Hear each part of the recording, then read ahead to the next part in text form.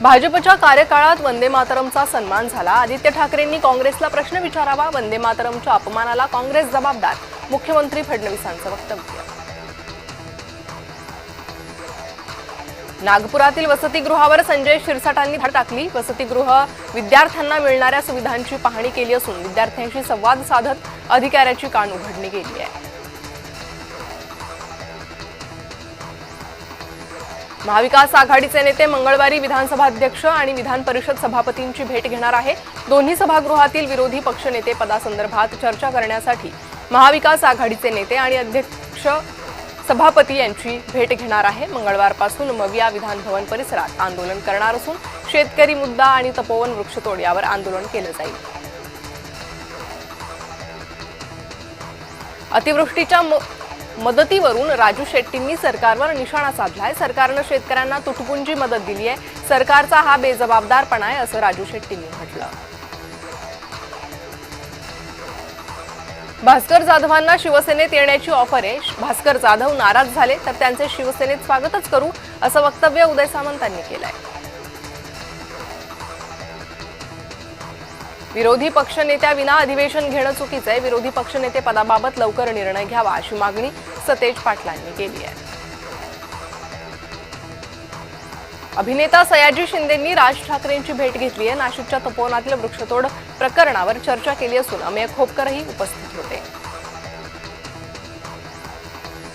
माजी मुख्यमंत्री पृथ्वीराज चव्हाणांनी केंद्र सरकारवर गंभीर आरोप केलाय। इंडिगोची सरकारवर पकड असल्यानं कारवाईत दिरंगाई होतीये। डीजीसीएनं इंडिगोचा फायदा करण्यास मदत केली असं वक्तव्य पृथ्वीराज चव्हाणांनी केलंय।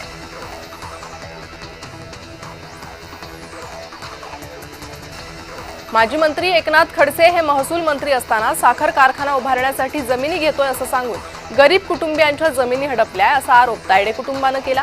जमीन परत मिळावी या प्रमुख मागणीसाठी रिपब्लिकन पार्टी ऑफ इंडियाच्या वतीनं जळगाव जिल्हाधिकारी कार्यालयाबाहेर ठिय्या आंदोलन करून घोषणाबाजी करण्यात आली। बार्शी कृषी उत्पन्न बाजार समिती निवडणुकीत माजी आमदार राजेंद्र राऊत यांच्या बळीराजा विकास आघाडीला अभूतपूर्व यश मिळालंय। 18 पैकी 18 जागांवर राऊत गटाचे उमेदवार विजयी झालेत। सिंहस्थ कुंभमेळ्यासाठी चांगलं नियोजन करण्यात आलं। न भूतो न भविष्यती असा कुंभमेळा होईल अशी माहिती मंत्री मंगल प्रभात लोढांनी दिली आहे।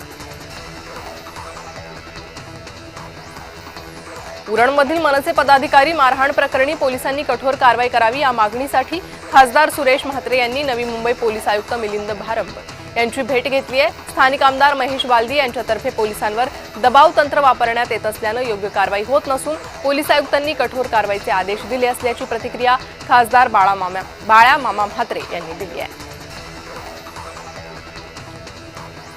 राज ठाकरेंच्या नाटकात सयाजी शिंदे कलाकार आहेत। सयाजी शिंदेंचं नाटक उघडं पडलं अशी टीका गुणरत्न सदावर्तेंनी सयाजी शिंदेंवर केली आहे। राज ठाकरेंच्या घरी चहापान काढलं जातं असं वक्तव्य सदावर्तेंनी केलं आहे। भाजपची भूमिका वेगळ्या विदर्भाची आहे असं वक्तव्य मंत्री चंद्रशेखर बावनकुळेंनी केलंय। वेगळा विदर्भ भाजपचा अजेंडा आहे असं बावनकुळे म्हणाले। वेगळ्या विदर्भाबाबत वरिष्ठ नेते निर्णय घेतील असं वक्तव्य शिवसेना मंत्री संजय शिरसाटांनी केलंय।